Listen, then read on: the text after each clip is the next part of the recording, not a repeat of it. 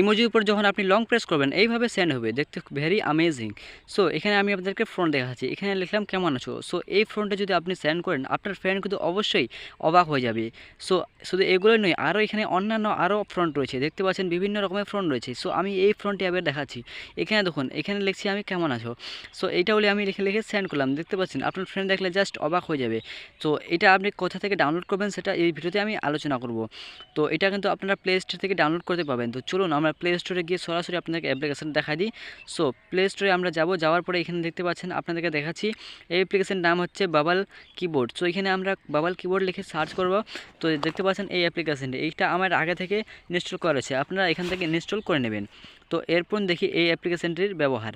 So এই অ্যাপ্লিকেশনটি আপনারা ওপেন করবেন। সো এই অ্যাপ্লিকেশনটি ওপেন করার পরে এখানে অ্যাকসেপ্ট করবেন, অ্যাকসেপ্টে ক্লিক করার পরে এখানে লোডিং নেবে।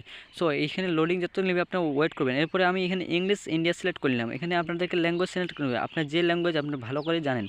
সো এখানে দেখতে পাচ্ছেন এনাবেলে ক্লিক করবেন, ক্লিক করার পরে এখানে পারমিশন আপনাদেরকে দিয়ে দিতে হবে। সো এখানে আমি আমার পারমিশন দিয়ে দেবো, পারমিশন দিয়ে ওকে করলাম। ওকে করার পরে এখানে দেখতে পাচ্ছেন বাবল অল কিবোর্ড উপরেরটা, সেখানে আমি ক্লিক করলাম।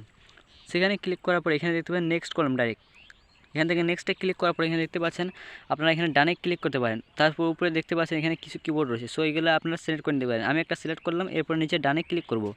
সো এই ডানে আপনাদেরকে ক্লিক করতে হবে।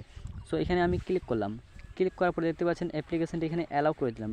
অ্যালাউ করার পরে এখানে অ্যাপ্লিকেশনের কাজ শেষ। এবার আমরা যাব হোয়াটসঅ্যাপে। তো চলুন হোয়াটসঅ্যাপে যাওয়া যাক। সো আমি এবার হোয়াটসঅ্যাপ অ্যাপ্লিকেশনটি ওপেন করলাম, এরপরে আমি আপনাদেরকে মেসেজ করে দেখাচ্ছি।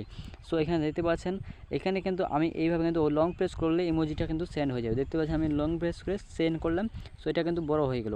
সো এইভাবে কিন্তু আপনারা মজা নিতে পারেন, আপনার ফ্রেন্ডকে অবাক করতে পারেন। সো আপনার ফ্রেন্ড কিন্তু আপনাকে বলবে যে অ্যাপ্লিকেশনের নাম কি, কোথায় পেয়েছেন।